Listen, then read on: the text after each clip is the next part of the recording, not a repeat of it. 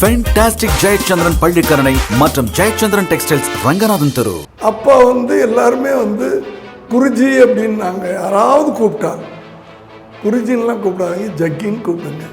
அப்புறம் அவர்கிட்ட கேள்வி கேட்டோம்னா டைரெக்டாக பதில் சொல்ல மாட்டார். எதையோ சுற்றி உழைச்சி உங்களை குழப்பிடுவார். என்ன ஆச்சுன்னா, அந்த 2 ஏக்கரில் அந்த குடிசையில் நடத்திக்கிட்டு இருக்கும்போது இருந்த ஒரு ஜக்கி, வாசுதேவ் ஜக்கின்னு நாங்கள் அழகாக கூப்பிடுவோம். இன்னைக்கு ஒரு பெரிய கார்ப்பரேட் அளவுக்கு என்னை சினிமாவில் நீங்கள் கேள்விப்பட்டிருப்பீங்க, கொஞ்சம் கோபக்காரன்னு சொல்லுவாங்க. கொஞ்சம் இல்லை, அது ஒரு மாதிரி இந்த வடிவத்தில் நடுவில் லிங்கத்தை வச்சு கட்டிட்டு அது முடிக்க முடியல. அவரால் முடிக்க முடியலன்னு சொல்லும்போது அதுக்கு ஏதாவது பலி கொடுத்தா தான் முடிக்க முடியும் அப்படின்ற ஒரு நம்பிக்கையில் அவர் தன் மனைவியே பலி கொடுத்ததாக அத்தனைக்கும் ஆசைப்படும் சொல்கிறீங்களே, அத்தனையும்னா அதுக்குள்ளே நிறைய தப்பான விஷயங்கள் கூட ஆசைப்படலாமா அப்படின்னா அதையும் நியாயப்படுத்துவார். ஆசைப்படு, அப்போ தான் அடைய முடியும். அப்போ அடுத்தவங்க பிள்ளாட்டி கூட ஆசைப்படலாமா? யாரை ஜக்கின்னு கூப்பிடுன்னு சொன்னாங்களோ இப்போ எல்லாரும் சத்குரு, சாமியை தாண்டி குருவை தாண்டி சத்குரு. இந்த ஜக்கி ஒருத்தர் நினைச்சாருன்னா அந்த கடனை அடைச்சிடலாம். தமிழ்நாட்டு கடனை திடீர்னு சொன்னேன், சார் இதை இப்படி பண்ணலாம் சார் அப்படின்னு சொல்லிட்டு நான் திடீர்னு அப்படி கீழே விழுந்து எந்திரிச்சு இப்படி பண்ணுங்க சார் அப்படின்னு கொஞ்ச நேரம் அப்படியே பார்த்துட்டு, சார் இப்போலாம் யாரும் சொல்லிக் கொடுக்குற டைரக்டரே இல்லை சார் அப்படின்னா. சினிமா சம்பந்தப்பட்ட யாராவது சிஎம்மா வந்துட்டார் அப்படியே தொடருமே வச்சுறேன்.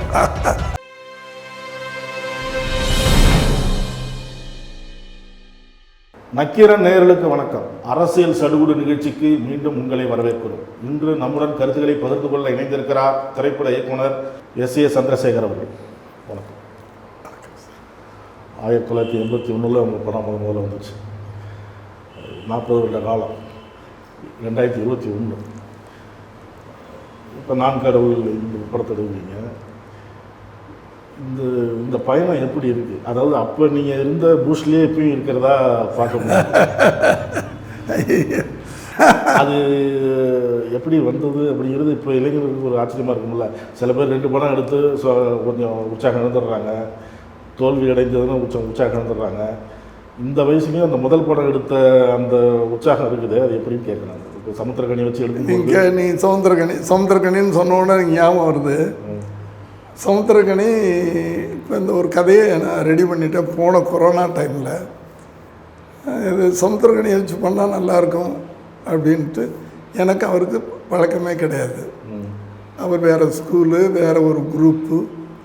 நான் சும்மா ஒரு சின்ன வட்டத்துக்குள்ளே இருக்கிறவன். அவரை கூப்பிட்டு கோபின்னு ஒரு என்னுடைய அசிஸ்டண்ட் ஒரு பையன் இருக்கிறான். அந்த தம்பிக்கிட்ட சொல்லி கூட்டிகிட்டு வாடா அப்படின்னா கூப்பிட்டு வந்துட்டு கதை சொல்லட்டுமா சார்? இல்லை சார், எனக்கு ஒரு சில டைரக்டரோட படம் பண்ணணும்னு ஆசை. அதில் நீங்கள் ஒருத்தர். ஒரு சினிமாவை டோட்டலாக வியாபாரம், சினிமான்றது வியாபாரம் தான், முழுக்க 100% வியாபாரமாக நினைக்காமல் அதுக்குள்ளே ஏதாவது நல்ல விஷயங்களை சொல்லணும்னு ஆசைப்பட்றீங்க, சொல்லிக்கிட்டு இருக்கிறீங்க. ஸோ உங்கள் படத்தில் நான் நடிக்கிறேன், கதை அப்புறம் அது சொன்னேன். இல்லை நடிக்க போகிறது நீங்கள், கதை தெரிஞ்சால் தான் நடிக்க முடியும். அதுலேயும் நீங்கள் ரொம்ப யதார்த்தமாக நடிக்கக்கூடிய ஒரு தேசிய விருது வாங்கின ஒரு நடிகர். உங்களை வச்சு படம் பண்ணணுன்னா எனக்கு ஒரு பயம் வேறு இருக்குது. அதனால் நான் கதையை சொல்லிடுறேன். உங்களுக்கு உடன்பாடுன்னா அடுத்த கட்டத்துக்கு போகலாம் அப்படின்னு அந்த கதையை சொன்னேன். ஒத்துக்கிட்டார். முதல் நாள் எதுக்கு சொல்ல வரேன்னா, முதல் நாள் ஷூட்டிங் வர்றாரு. அவர் என்ன நினச்சிக்கிட்டு வர்றாரு, இவர் 90s கிட். இவர்கிட்ட நம்ம எப்படா அப்படின்னு அவர் வர்றார். நான் வந்து அவர் 20s கிட், இவரோட நம்ம எப்படி வேலை செய்ய போகிறோம், எப்படி ஜெல்லாக போகிறோம் அப்படின்னு நான் நினச்சிக்கிட்டு இருக்கேன். முதல் நாள் வந்தார், ஒரு சீன் அசிஸ்டன்ட் போய் சொன்னார், சொல்லிவிட்டு நடிக்க வந்தார். திடீர்னு சொன்னேன், சார் இதை இப்படி பண்ணலாம் சார் அப்படின்னு சொல்லிவிட்டு நான் திடீர்னு அப்படி கீழே விழுந்து எந்திரிச்சு இப்படி இப்படி இப்படி பண்ணுங்கள் சார் அப்படின்னு கொஞ்ச நேரம் அப்படியே பார்த்துட்டு, சார் இப்போல்லாம் யாரும் சொல்லிக் கொடுக்குற டைரக்டரே இல்லை சார் அப்படின்னாரு. நான் சொன்னேன், இல்லை இது ஏன் பழக்கம், என் கதை என் கதாபாத்திரம் இப்படித்தான் இருக்கணும் அப்படின்னு நான் வந்து மைண்டில் வச்சுக்கிட்டு இருக்கிறேன். அதனால் இந்த ஜோனரில் நான் உங்கள்கிட்ட முதல் நாள் நான் உங்களை எழுத்துட்டேன்னு வச்சுக்கங்க, நீங்கள் ஃபுல்லாக வந்து அதுக்குள்ளே ட்ராவல் பண்ணிடுவீங்க அப்படின்னு சொல்லிவிட்டு ஒரு 40 நாள் 45 நாள் ஷூட்டிங் நடந்துச்சுன்னு வச்சுக்கங்களேன். ஒவ்வொரு நாளும் எனக்கு தெரியல, என்னை ரசிச்சிருக்கிறார் அவர் உங்களை. அது எனக்கு கடைசி நாள் தான் தெரியுது எனக்கு என்ன அவர் ரசிச்சிருக்கிறார். என்னடா இந்த ஏஜில் நீ இப்போ கேட்ட கேள்வி அவர் கேட்கலையே தவிர, என்னடா இந்த வயசில் அவர் ஓடுறாரு ஆடுறாரு அதை பண்ணுறாரு இதை பண்ணுறாரு சொல்லிக் கொடுக்குறாரு கீழே விழுகிறாரு எந்திரிக்கிறாரு அப்படின்னு மனசுக்குள்ளேயே இருந்திருக்குது. ஷூட்டிங் நாளைக்கு முடிய போகுது, அவருடைய கதாபாத்திரம் நாளைக்கு முடிய போகுது. இன்றைக்கி என்ன கேட்குறாரு, சார் அவங்ககிட்ட ஒன்று கேட்கணும். இந்த எனர்ஜி எப்படி சார் உங்களுக்கு, நீங்கள் கேட்ட கேள்வியை கேட்டார். ஒன்றும் இல்லை, நான் வந்து யோகா பண்ணுறேன். ஒரு 25 வருஷத்துக்கு முன்னாடி கோயம்புத்தூர் பக்கத்தில் என் நண்பர் ஒருத்தர் சொன்னார், பக்கத்தில் வெள்ளியங்கிரி இருக்குது, அந்த வெள்ளியங்கிரியில் ஒரு சித்தர் ஒருத்தர் இருக்கிறார், சித்தர் தான் ஆன்மீகவாதி, அவர் பேர் வந்து ஜக்கி வாசுதேவரா. அவர் வந்து இந்த யோகா சொல்லி கொடுக்குறாரு, 14 நாள் கிளாஸு. உண்மையிலேயே நல்லா இருக்கு, நான் அந்த இதை கற்றுக்கிட்டேன் அப்படின்னு சொன்னார். நல்ல விஷயம் தானே ஒரு யோகா கற்றுக்கிறது. நான் சொல்கிறது 25 வருஷத்துக்கு முன்னாடி கதை சொல்கிறேன்.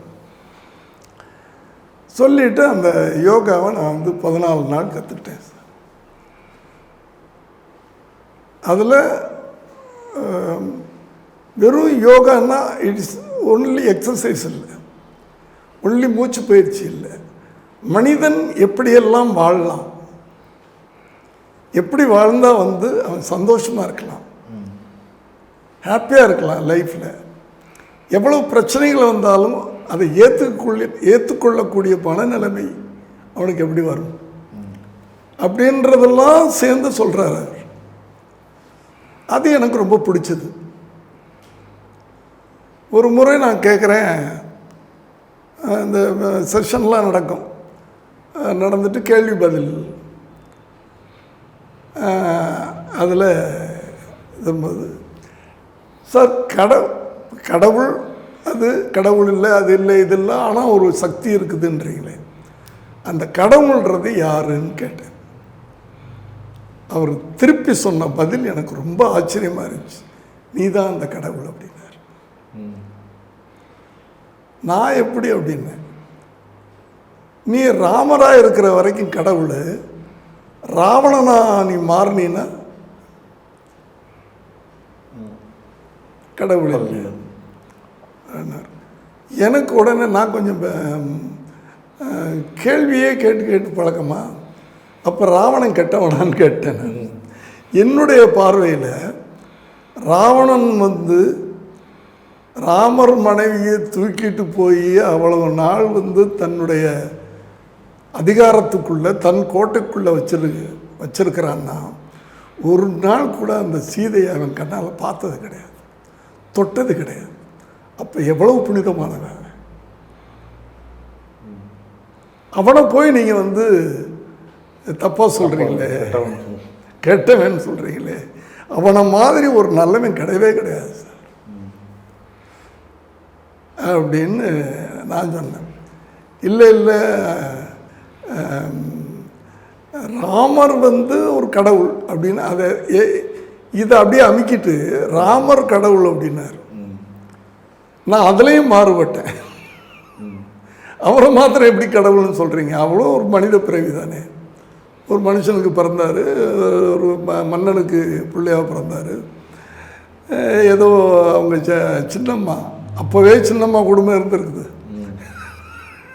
இல்லையா? அந்த காலத்திலேயே சின்னம்மா வந்து அவங்க அப்பாட்ட சத்தியம் வாங்கிட்டு இந்த பிள்ளை வந்து காட்டுக்கு போகணுன்னு சத்தியம் வாங்கிட்டு காட்டுக்கு அனுப்புகிறார். எவ்வளோ தப்பான விஷயம். பெத்த பிள்ளைய, கல்யாணம் ஆன பிள்ளைய 14 வருஷம் காட்டுக்கு அனுப்புகிறாரு. இது தப்பு இல்லையா? ஸோ நான் வந்து இப்படி ஒரு குறுக்கு நடுக்கமாக கேள்வி கேட்குற ஒரு ஆள் நான். ஏன்னா நான் என்னை தெளிவுபடுத்திக்கிறேன்ல. இப்படி அவரோட நாங்கள் பழகிட்டு இருப்போம். அப்போ வந்து எல்லாருமே வந்து குருஜி அப்படின்னு நாங்கள் யாராவது கூப்பிட்டால், குருஜின்லாம் கூப்பிடாதீங்க, ஜக்கின்னு கூப்பிடுங்க, நான் உன்னுடைய ஃப்ரெண்டு அப்படின்னாரு. என்னை ஃப்ரெண்டாக ட்ரீட் பண்ணு, என்னை வந்து குருஜி தூரமாக வைக்காத. நான் கடவுள் கிடையாதுங்க, குரு கிடையாது, அது கிடையாது. ஏதோ எனக்கு தெரிஞ்ச நல்ல விஷயங்களும் உங்களுக்கு சொல்கிறேன். ஸோ அதனால் ஜக்கின்னு கூப்பிடுங்க அப்படின்னார். இந்த விஷயங்கள்லாம் வந்து எனக்கு ரொம்ப அவர் மேலே ஒரு ஈடுபாடை ஏற்படுத்துச்சு. அப்போ நான் சொல்கிறேன் 25 வருஷத்துக்கு முன்னாடி அவர் இந்த வெள்ளியங்கிரி மலை அடிவாரத்தில் 2 ஏக்கர் நிலத்தில் குடிசை தான், ஒரு 3 குடிசை இருக்குது. அதில் அவர் இருக்கார். அந்த நேரத்தில் நாங்கள் போய் அந்த க்ளோஸாக பழகிறோம், இதெல்லாம் பழகிறோம். அப்போ ஏற்பட்ட அந்த உண்மையிலேயே நான் ஒத்துக்கிறேன், சில விஷயங்களை ஒத்துக்கிறேன். அவர் சொல்லிக் கொடுத்த அந்த மூச்சு பயிற்சி, அவர் சொல்லிக் கொடுத்த சில நல்ல விஷயங்கள், இதெல்லாம் வந்து என்னை வந்து மனிதனாக ஒரு ஒரு ஒரு இன்னும் ஒரு எனர்ஜி எனக்கு கொடுத்தது. மற்றவங்ககிட்ட எப்படி பழகணும். என்னை வந்து சினிமாவில் நீங்கள் கேள்விப்பட்டிருப்பீங்க, கொஞ்சம் கோவக்காரன்னு சொல்லுவாங்க. கொஞ்சம் இல்லை, அது நிறையாவே கோவக்காரன். தப்புன்னா கஷ்டமாக இருக்கும். ஒரு நடிகன் லேட்டாக வந்தால் வந்து கத்திடுவேன். நான் நினைக்கிறது நடக்கலைன்னா பயங்கர கோபம் வரும். அசிஸ்டண்ட்டுக்கிட்ட கோவப்பட்டிருக்கிறேன். இப்படி கொஞ்சம் முரட்டுத்தனமாக சம்டைம்ஸ் கை நீட்டிடுவேன். இதெல்லாம் நடந்துக்கிட்டு இருந்துச்சு. பட் இதுக்கு போயிட்டு வந்துட்ட பிறகு எனக்குள்ளேயே ஒரு மாற்றம் வந்துச்சு. நம்ம அடுத்தவனையும் ஒரு நண்பனாக நினைக்கணும், அடுத்தவனை நம்ம ஒரு மனிதனாக நினைக்கணும். நமக்குள்ள ஒரு மனித பண்பு வேணும். கஷ்டம் வந்தாலும் ஒரே மாதிரி இருக்கணும், சந்தோஷம் வந்தாலும் ஒரே மாதிரி இருக்கணும். இதெல்லாம் இப்படி பல நல்ல விஷயங்களை நான் வந்து கொஞ்சம் இந்த கடந்த 25 ஆண்டுகளாக. அடுத்தது ரொம்ப சந்தோஷமான விஷயம் என்னென்னா, காலையில் எந்திரிச்சு அந்த குளிச்சுட்டு உட்காந்து அந்த 1 மணி நேரம் 1.5 மணி நேரம் நம்ம வந்து அந்த யோகா பிராணாயமெல்லாம் பண்ணிட்டு வரும்போது நமக்குள்ளே ஒரு மகிழ்ச்சி இருக்கும், சந்தோஷம். அந்த சந்தோஷம் நைட்டு 9 மணி வரைக்கும் ஃபேஸில் இருந்துக்கிட்டே இருக்கும். எல்லோரும் கேட்பாங்க, எப்படி சார் நீங்கள் எப்போவுமே உங்கள் முகத்தில் ஒரு ஸ்மைல், ஃப்ரெஷ்னஸ், ஸ்மைலு அப்படின்னா அதுக்கு இதுதான் காரணம் சார். 25 வருஷத்துக்கு முன்னாடி அங்கே போனதை ஞாபகப்படுத்தி இவ்வளோ நேரம் சொன்னீங்க. இப்போவும் அந்த தொடருதா? இல்லை சார், அதை நினச்சா தான் ரொம்ப கஷ்டமாக இருக்குது சார். நல்லபடியாக தானே சொன்னீங்க இவ்வளோ நேரம். உண்மைகளை சொன்னேன், அன்னைக்கு நடந்த உண்மையை சொன்னேன். ஆனால் அதுக்கு பிறகு ஒரு ஆன்மீகவாதி, கடவுளே இல்லை அப்படின்னு சொன்ன ஒரு ஆன்மீகவாதி முதல்ல ஒரு சிவனுக்கு ஒரு கோயில் கட்டுறார். இது என்ன சிவனுக்கு கோயில் கட்டுறீங்களேன்னு கேட்டால் அதை மழுப்பலாக சொல்கிறாரு. சிவன்னு யாரும் கிடையாது, ஒரு லிங்கத்துக்கு கோயில் கட்டுறேன். அந்த லிங்கம் யாரியா கேட்டால் அந்த லிங்கம் தான் சிவன் அப்படின்னா இங்கே அப்புறம் அவர்கிட்ட கேள்வி கேட்டோம்னா டைரெக்டாக பதில் சொல்ல மாட்டார். எதையோ சுற்றி வளைச்சி உங்களை குழப்பிடுவார். நீங்கள் என்ன கேள்வி கேட்டீங்கன்றதை மறந்துடுவீங்க. அப்படி மறக்க வைக்கக்கூடிய ஒரு ஏன்னா சின்ன வயசுலேயே அவர் வந்து சொல்லியிருக்கிறாரு, சுடுகாட்டிலே கிடப்பறான். அந்த இதெல்லாம் உண்டு. இன்றைக்கும் நான் சொல்கிறேன், அவருக்கு நேருக்கு நேரம் நீங்கள் கண்ணில் அப்படி பார்த்துட்டிங்கன்னா நீங்கள் சரண்டர் ஆகிடுவீங்க. என்னமோ வச்சுருக்கிறார், ஏதோ ஒரு வித்தை வச்சுருக்காரு, ஏதோ ஒரு வித்தை வச்சுருக்கிறார். சித்து வேலைன்னு சொல்லுவாங்கள்ல, அது என்னமோ ஒன்று வச்சுருக்கிறாரு. நேருக்கு நேரம் கண்ணை பார்த்துடக்கூடாது. நம்ம பார்த்துட்டோம்னா அவ்வளோதான். கோடீஸ்வரன்லாம் போய் சொத்தையெல்லாம் கொண்டு போய் அவர்கிட்ட விட்டுட்டு மொட்டை அடிச்சுட்டு உட்காந்துடுறான். அந்த ஒரு இது என்ன ஆச்சுன்னா, அந்த 2 ஏக்கரில் அந்த குடிசையில் நடத்திக்கிட்டு இருக்கும்போது இருந்த ஒரு ஜக்கி, வாசுதேவ் ஜக்கின்னு நாங்கள் அழகாக கூப்பிடுவோம். இன்னைக்கு ஒரு பெரிய கார்ப்பரேட் அளவுக்கு மிகப்பெரிய சாம்ராஜ்யம். அந்த சாம்ராஜ்யம்லாம் ஒன்றும் கிடையாது. நீங்கள் அந்த வெள்ளியங்கிரி மலை அடிவாரத்தில் இருந்து நீங்கள் கணக்கு போட்டிங்கன்னா எனக்கு தெரிஞ்ச என்னமோ 700 ஏக்கர்ன்றாங்க. அது இருக்கும், அது அளவு தெரியாத நம்ம கூட இருக்கலாம், அதை விட கூட இருக்கலாம். அவ்வளவையும் வளைச்சி போட்டு அத்தனை பில்டிங்கு, அவ்வளவு பில்டிங். நியாயமாக வந்து எனக்கு தெரியாது, இதெல்லாம் சொல்ல கேள்விப்பட்டிருக்கிறேன். சில இடங்களில் வந்து பில்டிங்லாம் கட்டக்கூடாது அப்படின்னு ரூலே இருக்குது. மலை சார்ந்த இடங்கள், மரங்களை வெட்டக்கூடாது, இப்படிலாம் இருக்குது. அப்படியாப்பட்ட இடத்துல இன்றைக்கி ஃபுல்லாக வந்து பில்டிங்கும் 5 அடுக்கு 6 அடுக்கு மாளிகைகளும் இது வீடுகளும் கட்டிட்டு, சரி அங்கே மட்டும்தான் இருக்குதா? கோயம்புத்தூரில், சென்னையில் எடுத்துக்கிட்டிங்கன்னா 10 மாடி இடம் இருக்குது. அவர் செய்யாத தொழிலில் ஊறுகாய் பாட்டில் இருந்து துணி, ட்ரெஸ்ஸு முதற்கொண்டு அத்தனை தொழிலும் பண்ணுறார். அதாவது அத்தனைக்கும் ஆசைப்படு அப்படின்னு அவர் நடத்தி இருந்த புக்கில் எழுத ஆரம்பித்தார். அதுக்கு விளக்கம் கேட்டேன்.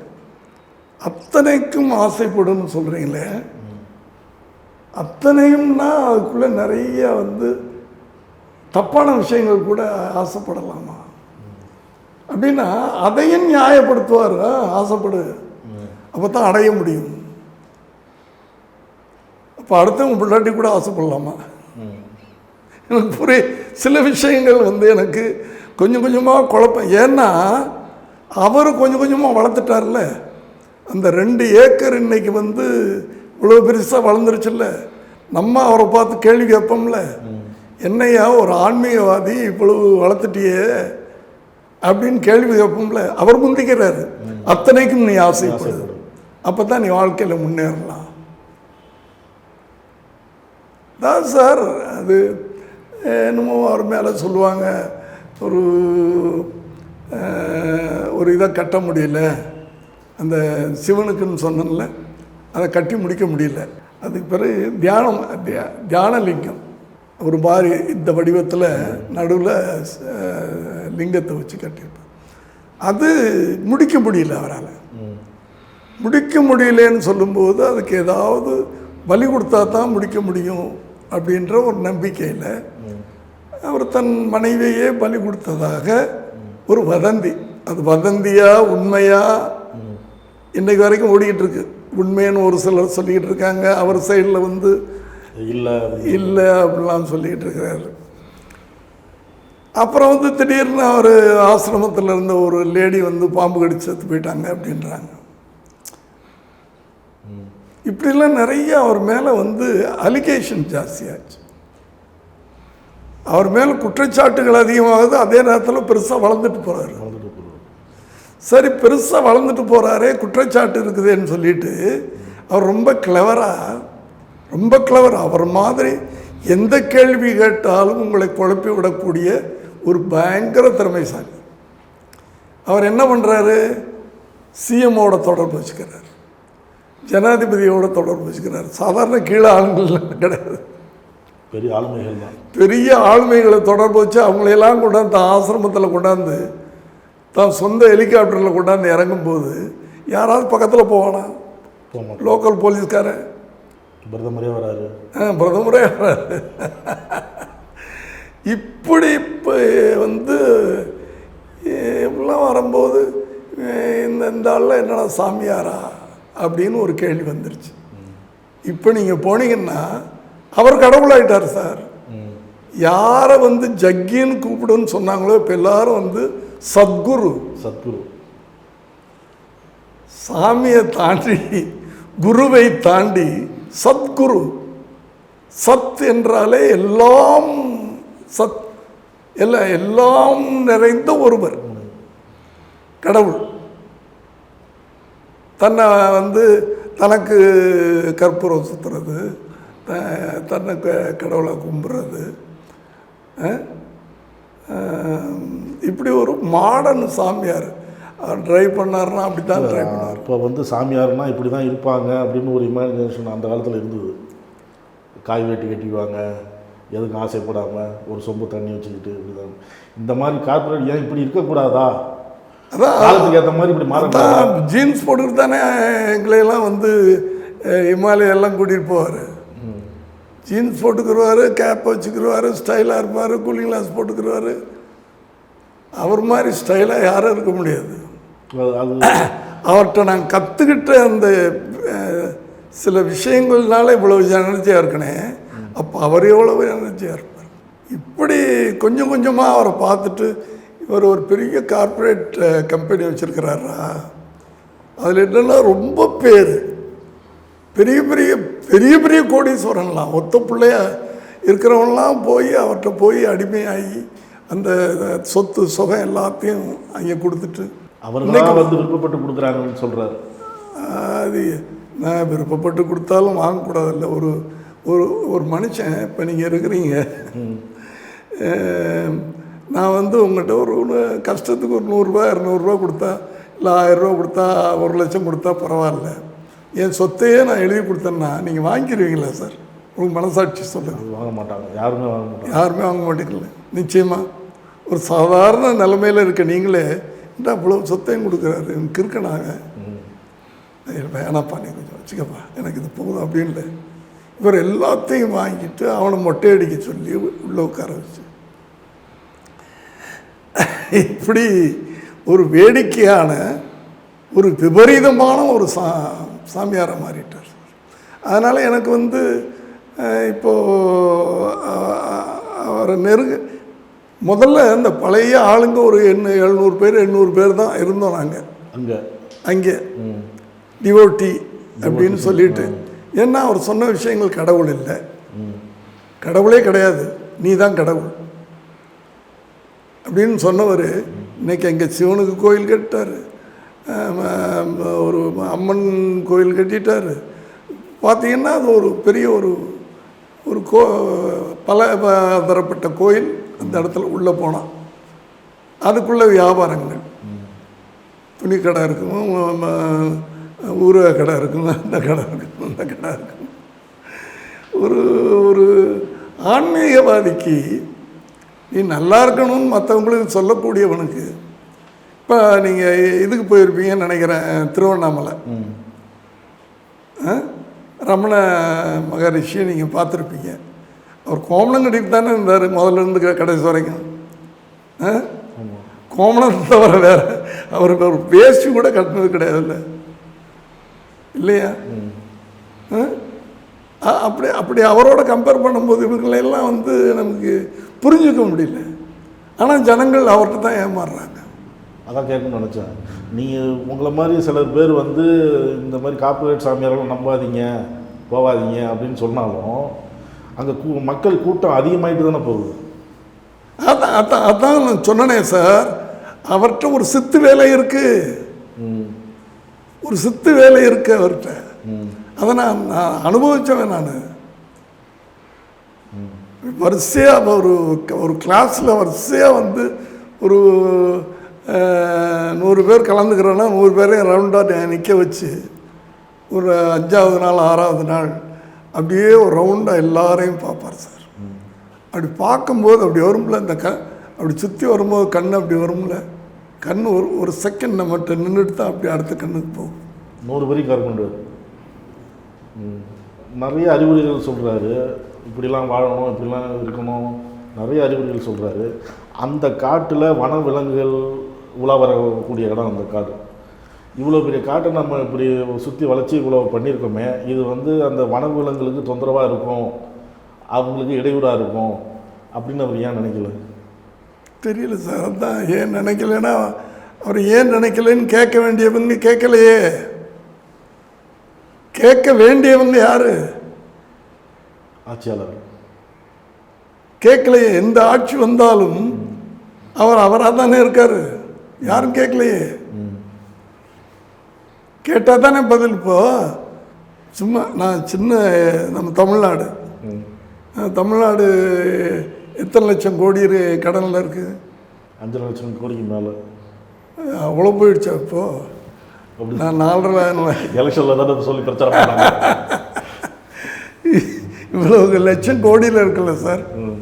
இந்த ஜக்கி ஒருத்தர் நினைச்சாருன்னா அந்த கடனை அடைச்சிடலாம் சார், தமிழ்நாட்டு கடனை. அவர் ஒருத்தர் நினைச்சாருன்னா 25 வருஷத்துக்கு முன்னாடி ஒரு 2 குடிசையில் இருந்த ஒருத்தர் இப்போ வந்து தமிழ்நாட்டு கடனையே அடைக்க முடிய அளவுக்கு பொருளாதார வளர்ச்சி அப்படின்னா, இது வந்து 25 வருஷத்தில் எவ்வளோ பெரிய வளர்ச்சி. இது உங்களால் முடியுமா? என்னால் முடியுமா? அவரால் முடியுமா? இல்லை உங்கள் கோபால் சாரால் முடியுமா?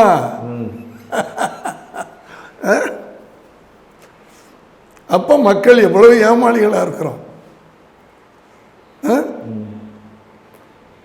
எவ்வளோ ஏமாளிகளாக இருக்கிறோம் தான் சார். அதெல்லாம் வந்து நான் நினச்சி பார்த்தேன்னா எனக்கு ஆச்சரியமாக இருக்குது சார். ஏன்னா நாங்கள் அந்த ஆரம்ப காலத்தில் இருந்தவங்களுக்கு தான் தெரியும், இப்போ புதுசாக போகிறவங்களுக்கு தெரியாது. இப்போ புதுசாக போகிறவங்களையும் நீங்கள் பார்த்தா முதல்லேருந்தே இப்படி தான் இருந்தார் போல இருக்குது அப்படின்னா. நாங்களாம் முதல்ல கிளாஸ் எடுப்போம் அந்த குடிசையில். மழை வந்துருச்சுன்னா தூக்கிட்டு ஒரே ஒரு இடத்துல மாத்திரம் பில்டிங் கட்டி வச்சுருப்பார். எல்லாரும் வந்து அந்த பில்டிங்கில் போய் உட்காந்துக்கிறோம் மழை வந்துச்சுன்னா, மழை நனையாமல் இருக்கிறதுக்கு. அந்த பெட்டுக்கெல்லாம் தூக்கிட்டு வந்து அந்த பில்டிங்கில் இருப்போம். திருப்பி மழை நின்றவொடனே திருப்பி போவோம். அப்படி இருந்த ஒரு இது இன்னைக்கு நீங்கள் போயிருக்கீங்களா? நான் போனதில்லை. ஆஹா, ஏன் நல்ல விஷயங்கள்லாம் பார்க்க மாட்டேன்றீங்க? அதெல்லாம் வந்து நம்ம போய் ஒரு தடவை பார்க்கணும். இப்படி இருந்தவர் இதுக்கு முன்னாடி என்னமோ 2 ஏக்கரில் இருந்தாருன்னு சொன்னாங்களே, அது எப்படா அப்படி இருந்தவர் இப்படி இருக்கிறாரு? மதம் இல்லைன்னு சொன்னவர், கடவுள் இல்லைன்னு சொன்னவர், ஜாதி இல்லைன்னு சொன்னவர், மனிதன்தான் அப்படின்னு சொன்னவர் இன்னைக்கு ஒரு பெரிய மதவாதியாக. கமலஹாசன் 60 ஆண்டு திரைப்பட பயணம் விழாவில் முதல்ல ரஜினி கமல் வந்துடுங்க, பின்னால் தம்பிமார்களுக்கு வழி விடுங்க அப்படின்னு ஒரு பேச்சு பேசுனது மிகப்பெரிய அரசியலில் ஒரு பரபரப்பாக இருந்தது அந்த நேரத்தில். சார் நான் ஒரு சினிமாக்காரன் சார், என்னதான் இருந்தாலும் நான் ஒரு சினிமாக்காரன். தமிழ்நாட்டுடைய அரசியலை கூர்ந்து கவனிச்சுக்கிட்டு வர்றேன். சினிமா சம்மந்தப்பட்டவங்க தான்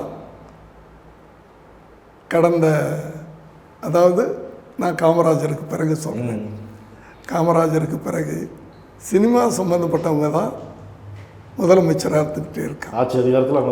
ஆட்சி அதிகாரத்தில் சினிமா சம்மந்தப்பட்டவங்க தான் இருந்துட்டு வராங்க. ஸோ ஒரு சினிமாக்காரனா எனக்கு ஒரு ஆசை, இந்த சினிமாவில் இருக்கிறவங்கெல்லாம் ஒன்று சேர்ந்து ஏன் இந்த எலெக்ஷன்லையும் நம்ம ஏன் சினிமா சம்மந்தப்பட்டவங்க வரக்கூடாது? நான் உண்மையில் ரஜினி வரணும், கமல் வரணும், மற்றவங்க வரணும்லாம் நான் நினைக்கல. சினிமா சம்பந்தப்பட்ட யாராவது சிஎம்மாக வந்துட்டால் அப்படியே தொடருமே. ஏன்னா சினிமாவில் வந்து சார் நல்ல ஒரு ஹீரோவாக நடித்து கொடுமைகள் நடந்தால் அதுக்காக போராடுறது, தப்பு நடந்தால் அதுக்காக போராடுறது, ஏழைகளுக்காக போராடுறது, இப்படி நடித்து ரத்தத்தில் ஊறி போகிறது உண்மை சார். அது உண்மை, அது சைக்கலாஜிக்கலாக அது உண்மை. ஸோ அவங்க வந்துடட்டும், இன்றைக்கி சீனியர்கள் வரட்டும், அடுத்தது ஜூனியர்ஸ் வரட்டும், அப்படியே நம்ம சினிமா பாரம்பரியம் இருக்கட்டுமே அப்படின்ற ஒரு ஆசையில் நான் அதை அன்னைக்கு பேசுனது உண்மை. அதுவும் நடக்காமல் போச்சு. அதுவும் விஜய் மனசில் வச்சு தானே? அதுவும் ஜெயினில் சார் நிறையா, அதுக்கு பிறகு நிறையா ஜூனியர்ஸ் இருக்காங்க சார். ஒரு 25 வருஷமாக நடத்திக்கிட்டு இருக்க ஒரு அமைப்பு விஜய் ரசிகர் மன்றம், விஜய் நற்பணி மன்றம், விஜய் மக்கள். அதுக்கு நான் தான் ஆரம்பித்தது, நான் தான் நிறுவன தலைவர், நான் தான் தலைவர், நான் தான் பொருளாளர் அப்படின்னு இப்படியே வளர்த்துட்டு வந்தேன். 40 இடமும் டிஎம்கே ஜெயிக்கிற இடம், ஜெயித்த இடங்கள். இந்த 40 இடங்களில் நீ வந்து பிரச்சாரம் பண்ணணும்னு எனக்கு கொடுக்குறேன், ஒரு பொறுப்பை கொடுக்குறேன். 39 இடத்துல நான் பிரச்சாரம் பண்ணேன். அதாவது கலைஞரை அரெஸ்ட் பண்ணது நீதிக்கு தண்டனை. நீங்கள் அந்த விளம்பரத்தில் பார்த்தீங்கன்னா கலைஞரை ஜெயிலில் போட்டு தான் நான் விளம்பரம் பண்ணேன். இப்போ இவ்வளவுக்கு எம்ஜிஆர் படங்கள்லாம் நான் அசிஸ்டன்ட் டைரக்டராக வேலை செஞ்சுருக்கிறேன். சிவாஜி படங்கள், எம்ஜிஆர் படங்கள்லாம் வேலை செஞ்சுருக்கிறேன் சார். எம்ஜிஆர் வந்து எம்ஜிஆரை பர்சனலாக பிடிக்காது, ஆனால் ஒரு அரசியல்வாதியாக பிடிக்கும் சார். உதயநிதிக்கு நான் வந்து வாட்ஸ்அப்பில் வாழ்த்து சொன்னேன். அடுத்தது இவரை பார்க்கணும் அப்படின்னு கேள்வியை கேட்குறேன். என்ன இருந்தாலும் ஒரு சிஎம்ல அவரை பார்க்கணுன்னு அவருடைய அசிஸ்டண்ட்டுக்கு நான் ஃபோன் பண்ணி சொன்னேன். இதுவே நீங்கள் கலைஞராக இருந்தால் அரசியலுக்கு வந்து இழுத்துட்டு வந்து இது இல்லாமல் அது இல்லாமல் பண்ணுறதுக்கு நான் முட்டா பெயர். விஜயகாந்தை பற்றி பேசலாம், நான் அழுதுருவேன் சார். விஜய் மக்கள் இயக்கம் ஆதரவு தருகிறதுன்னு விஜய் எந்த இடத்துலையும் அறிக்கை கொடுக்குறேன். அதில் ரொம்ப கேர்ஃபுல்லாக இருக்கேன். இது யாருக்கும் சொல்லலாம் மட்டும் சொல்லிட்டு சரி வாங்கிட்டீங்க நீங்க. நக்கீரன் டிவிக்கு சப்ஸ்கிரைப் செய்யுங்கள். உங்கள் ஆதரவே எங்கள் பலம். ஆசிரியர்களுக்கு நண்பனாகவும் மாணவர்களுக்கு ஆசானாகவும் திகழும் தேர்வு வழிகாட்டி. ஒவ்வொரு பாடத்திற்கும் அனுபவமிக்க ஆசிரியர்களின் துல்லியமான தெளிவான விடைகள். CNC இருக்கு, தேர்வு பயம் எதற்கு? இது தீரன் பப்ளிஷிங் ஹவுஸ் விற்பனை வெளியீடு.